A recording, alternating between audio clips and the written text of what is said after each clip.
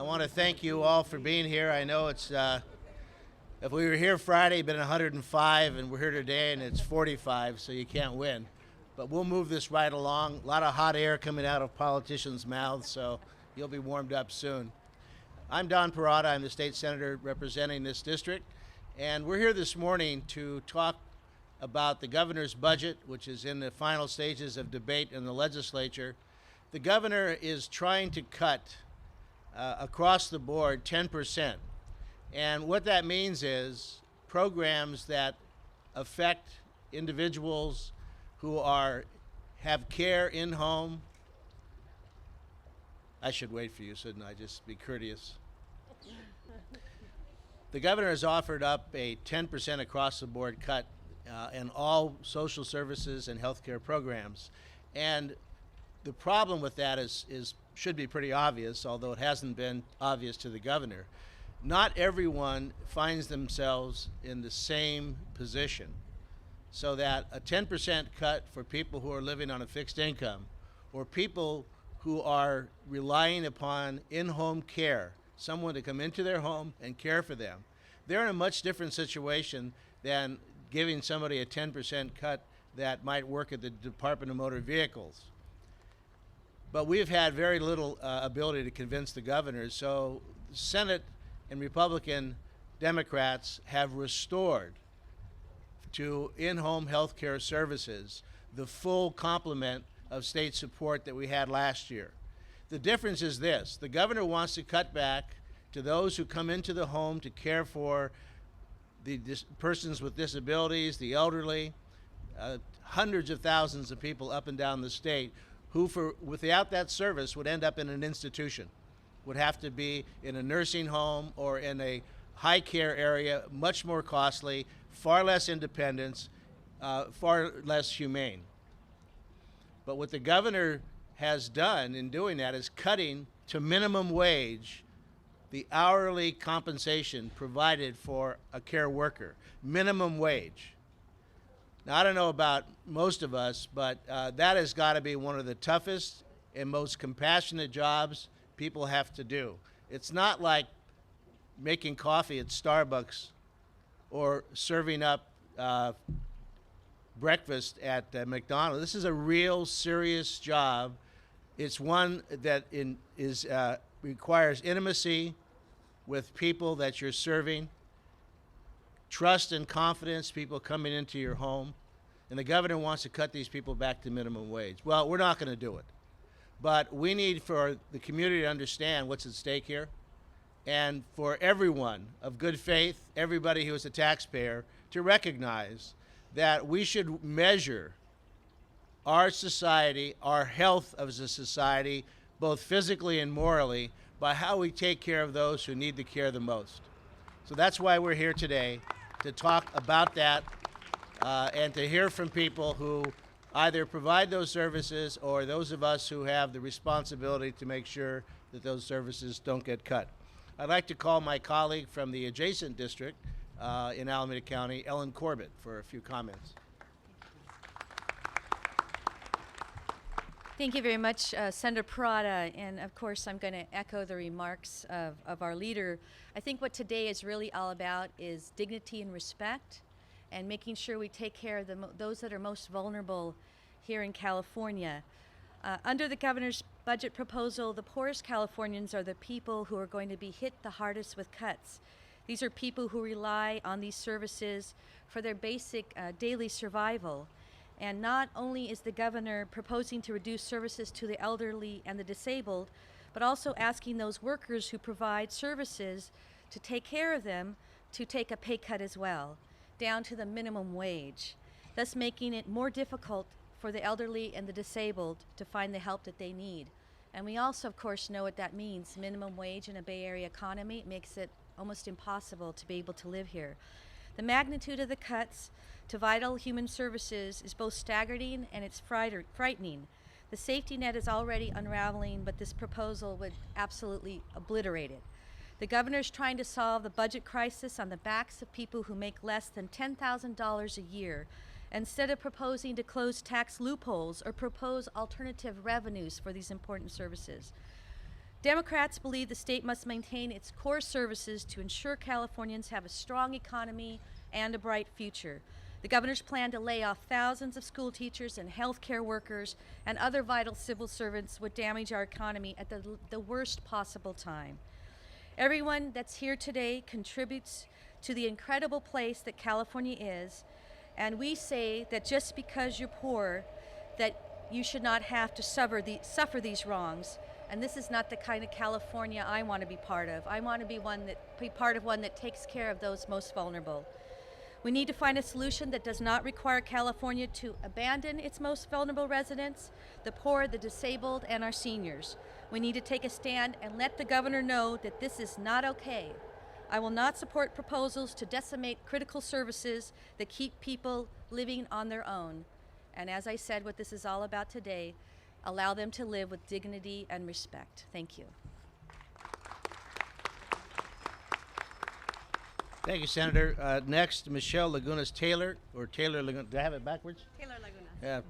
She's young. She can carry 3 names. I can only carry 2. Good morning. My name is Michelle Taylor Lagunas, and I'm a program manager of senior services with the Unity Council. Through 3 independent senior living developments and the Fruitvale San Antonio Senior Center, we provide services to over 1,000 of some of the most vulnerable and isolated seniors living within Alameda County. Proposed budget cuts to vital services such as in-home supportive services, cash assistance program for immigrants, and Medi-Cal ancillary services are penny-wise and pound-foolish, likely costing the state of California nearly $100,000 per person prematurely entering into long-term care because they no longer have the support for daily activities such as eating, dressing, and accessing medical attention, preventative medical attention. We're asking the governor to look at other forms of revenue. Balancing the budget on the backs of the most vulnerable populations is not only unconscionable, it's unacceptable. Thank you.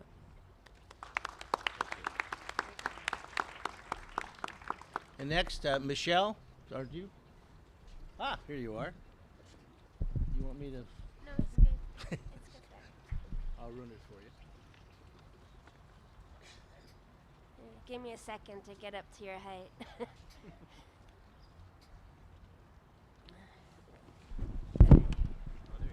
Thank you. Good morning. My name is Michelle Rousey. I use in-home supportive services with Alameda County, and I've been a consumer for over 15 years now, and I'd like to give you an idea of the impact that the governor's cuts would have on me. The services that I use through the state are multiple services, and those cuts would mean that I would have less care in my home, less provided services from my doctors, and many of those services are proposed to be cut at this point for me. I have a caregiver who right now is getting paid a reasonable amount to be able to care for me. The governor's proposed cuts would put her back down to minimum wage, which is wrong. She provides a care for me that nobody else at this point can, and in a way that has provided me a way not to be in a hospital at this point. I urge the governor and legislators to develop a budget, a reduction plan that includes prioritizing state programs, cutting less essential programs for seniors and people with disabilities. Let's the governor and legislators know why we propose cuts to domestic and related services hours for our IHSS program. Let them know that it is wrong. Thank you.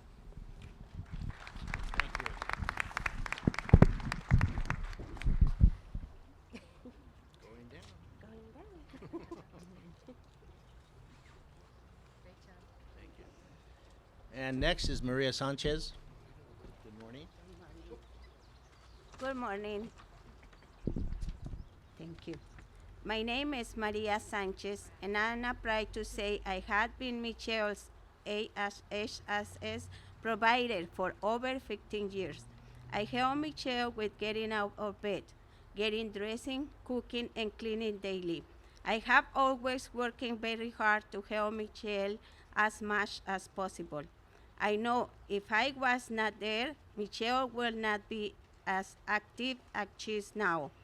If these cuts go throughout, it will make my life harder. I work hard every day to support my family and cannot afford these cuts. The Bay Area has high rent, food prices, and gas. If my hours were cut and my hourly rate was reduced, I don't know how I would survive. I feel like every year we have to fight to save IHSS from being cuts. IHSS should be getting more money and support, not less. IHSS providers should be getting more hours, not less. These cuts hurt all of us, and we should fight these cuts. Thank you.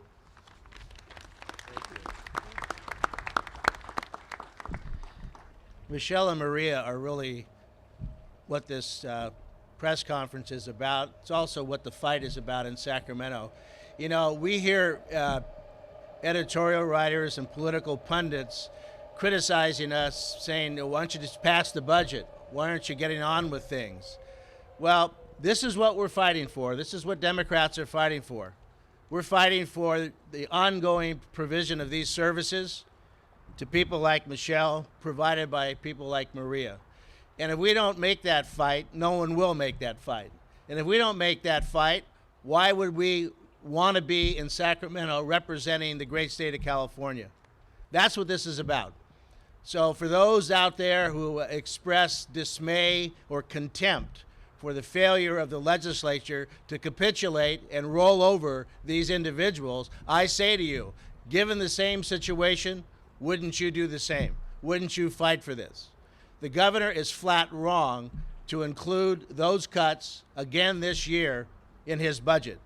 But as long as he did, we are not going to pass a budget until we remove the provision that he had there and we restore fully. There is no way in good conscience, no way morally, that we should say to Maria, we're now going to give you minimum wage to provide for the compassionate care that you do provide now. That's wrong. And after a while, it comes down to standing up for the things that are right. That's what this country is about. We are a nation of sacrifice and sharing. And that's what this budget must be, or we're not going anywhere. We'll be in Sacramento all summer. With that, I'd like to introduce my good friend, the president of the Oakland City Council, who knows better than anybody what the effects are from the state budget. I also just want to say a point of personal pride that this facility here is a result of Ignacio's hard work. Ignacio? Thank you. Buenos días. Obviamente estamos aquí porque el senador y sus colegas entienden la necesidad de proteger a la gente como ustedes, la gente que nos dio tanto y que nos ha ayudado a que esta ciudad sea lo que es. So tenemos que pagar todas las contribuciones que han hecho ustedes. I want to thank the senator, Senator Parada, all his colleagues and the Assembly and the State Senate for caring. It's very easy. I think that's the easiest thing to do for the governor is to say across the board cuts. That's the easy. It takes no work. It takes no courage. It takes no really understanding of how people will suffer with those cuts. So thank God for people that we have in the Senate and the Assembly. They understand that are willing to fight, that are willing to get really sometimes a reputation tarnished by people thinking that it's not approval of the budget because people don't work or because they want to do this or that, do that or the other, and the politics. And the reality is that that's their job. And I'm glad that the President of the Senate and the Assembly are doing their job to make sure that people like you, the people that really need those services, the people that have given so much, that's the reason why we're here. Very proud of this facility, very proud of Posada de Colores, many other senior facilities that provide those services for people that work so hard. I just came back from Mexico because my uncle died, the person that really helped raise me. And I can tell you that I was there just for a week helping this person in the hospital. And I really understand how incredible hard work it is to care and to provide that service. So I'm glad. I think the City Council absolutely supports the Senate and the Assembly, and I really want to thank him. So gracias. Thank you very much.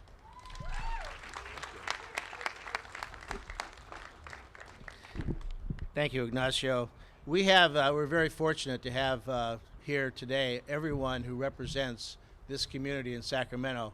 And Lonnie Hancock, who is now an Assemblywoman, I'm happy and proud to say is going to be my replacement. I am termed out. I'll be leaving the Senate, but she is coming in and she will not miss a beat.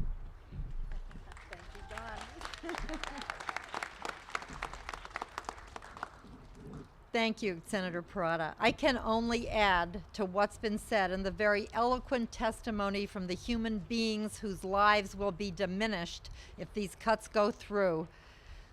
The political reality. You know, in Sacramento, we look for win-wins, and there are many things you can do that help people and are smart economically. This governor's budget is a classic lose-lose. I've rarely seen anything that would hurt human beings more, the people who live in this state, and diminish their quality of life, and is just plain stupid economics. Because when IHSS workers support people living at home, being independent, it also saves the state money. Guess what, everybody? It saves the state money. If people are unable to find healthcare workers, and about 83,000 people are just scheduled to be cut from the rolls, period, full stop, let alone the rest that will have to find workers who will have to take pay cuts or recruit new workers who will work for minimum wage, which is not a living wage in this state. But if those people go into nursing homes, it will cost us tens of thousands of dollars a year more. So it's bad economics. It's morally wrong. It's bad for people. And we have to turn this around. Just to add one thing to what's been said about people saying, hurry up and get a budget, hurry up and get a budget. Many people don't know that California is one of only 4 states in the United States of America that require a 2/3 vote to pass a state budget. And guess what? Democrats are not 2/3 of the state legislature. We need to work to turn that around. We need to be a simple majority to pass a state budget, just like the U.S. Congress and every other state. But in the meantime, don't tell us to hurry up and get it done. That's a recipe for human disaster. Tell us to stay there till we get it right. Thank you.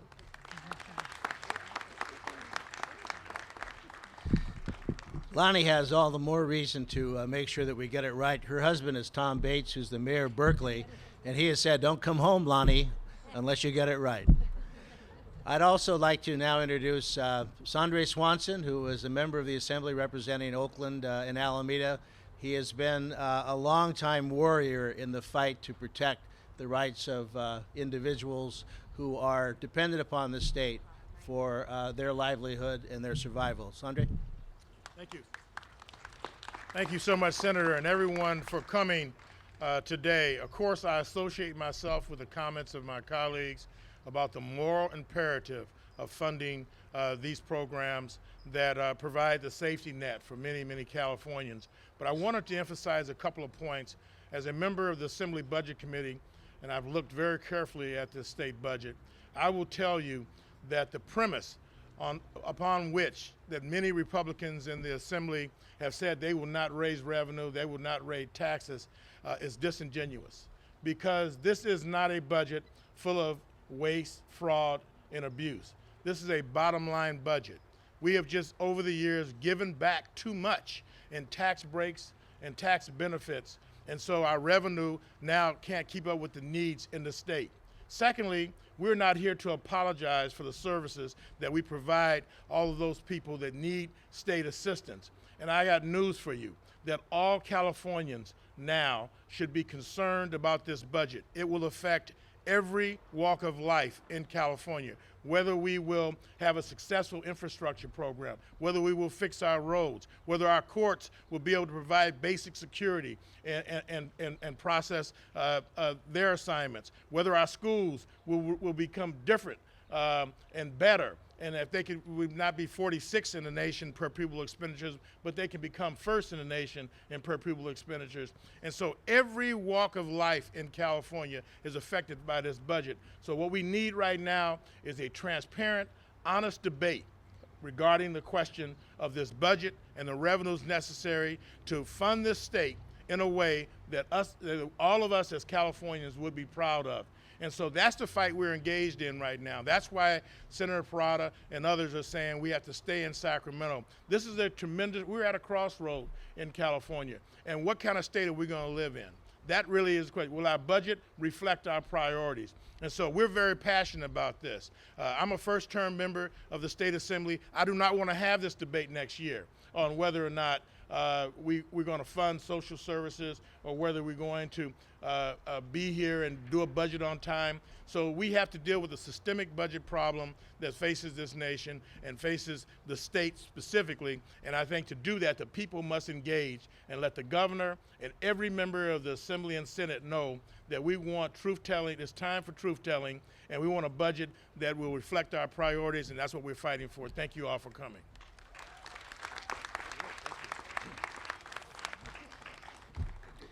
And finally, but not last, or last but not finally, I always get that backwards, Mary Hayashi, Assemblywoman from Mid-County. Thank you. Good morning. I'll be very brief. I think everything's been said. I want to thank our President Pro Tem of the Senate, great Don Parada. I'm just so proud to be from Alameda County. Our Senate is led by such a progressive fighter for working families across the state. And he's my own senator, so I'm just really thrilled to be here. Thank you, Senator. We're also led in the Assembly. Yeah, let's give him a round of applause. We're also, I'm joined here by my other Assembly members, and we're led by new Speaker Karen Bass, who's also at the table fighting for all of the things that we care about. You know, we can't just cut, and we cannot solve our budget problem by just cutting. We cannot compromise our values. And so I am pledging to you today that I join my colleagues and our senators that we will continue to advocate on your behalf so that we're not solving this budget crisis by cutting. You know, it's about fairness. It's about paying the fair share. It's about millionaires and corporations paying their fair share. And that's how we're going to balance the budget. I'll just leave you with a very brief example of the type of crisis that we're dealing with at the statewide level. You know, there are only 4,000 dentists who serve 6 million seniors, adults, and children who are on dental care. And the governor continues to propose cuts. They have not received a provider increase in the last 7 years. Now, that is not our values. That is not Alameda County delegation values. And so we need your help. We need to work together to not only balance the budget, but to make sure that the millionaires and corporations are paying their fair share. Thank you for coming.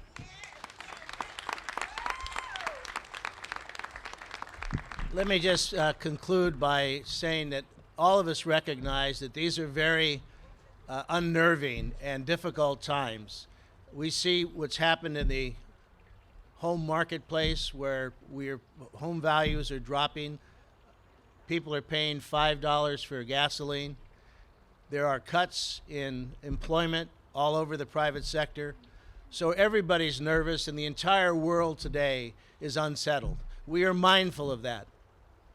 But we do not maintain our strength, we do not maintain our dignity unless we pull together and sacrifice together. And all we're really asking for, Californians to reach a little bit deeper for a little while longer. We've been very fortunate. We've been very blessed. Well, it's now time, urgent time, to return those blessings, to bestow upon everybody as they need. And so we have said, and politicians aren't supposed to say, raise taxes. But unless we raise taxes for a short period of time, And we're not talking about massive tax increases. We're talking about literally pennies on the dollar.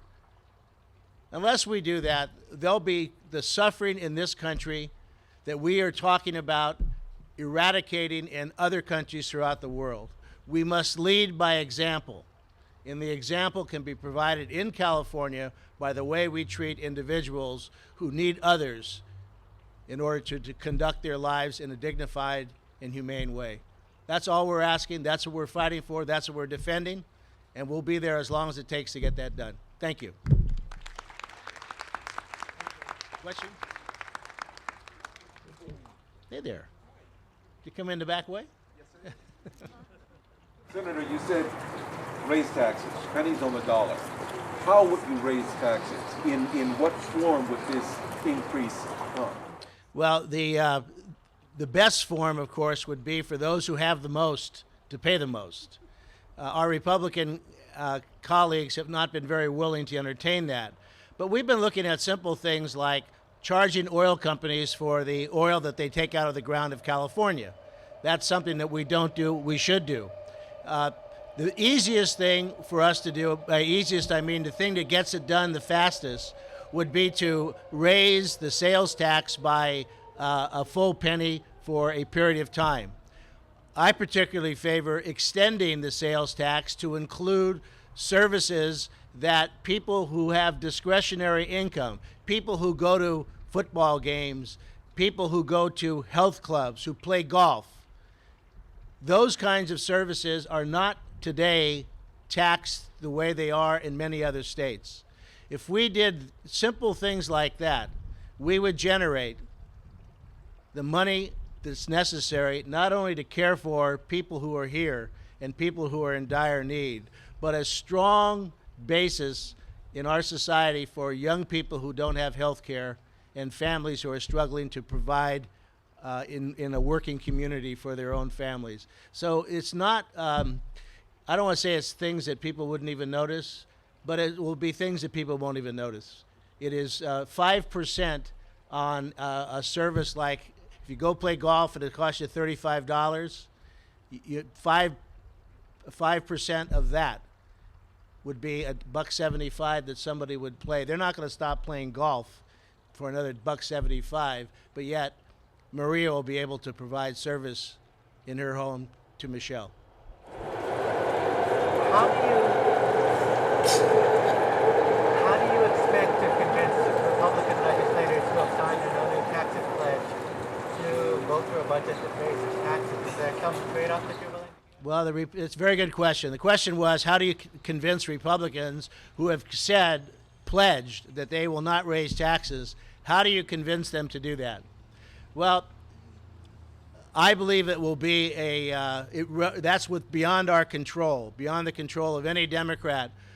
We can use logic, we can use guile, but I probably, in my quietest moments, think it's going to require divine intervention. And I don't say that lightly. Many of the people that we work with and negotiate with are proclaimed Christians, devout Christians who believe in the law of Jesus Christ. They say so. I take them at their word. And I point out to them frequently that if you read the Sermon on the Mount and you talk about what Jesus said our obligation is to others, then how can we not provide the service care that individuals need? And if we can't make it connect on that level, I think we're going to be here until we have Christmas tree lights in this building behind me.